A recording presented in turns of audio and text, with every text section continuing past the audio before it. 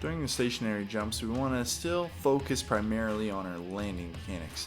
So we're not going to move dynamically through space, we're just going to go up and down, almost land on the same spot you take off from. So we're going to emphasize the synergy on the acceleration off the ground and really trying to pull ourselves back down into that perfect squat position on the landing.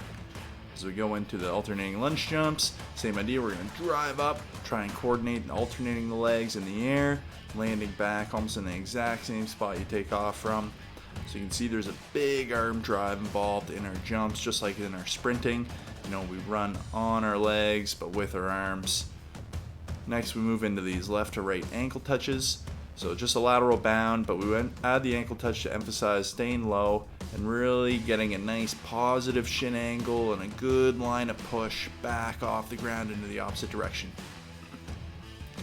As we go into the single leg jumps, you almost want to feel like we're doing a repetitive layup here. So again, you can see the big emphasis on the arm drive, connecting with the knee, just like an acceleration.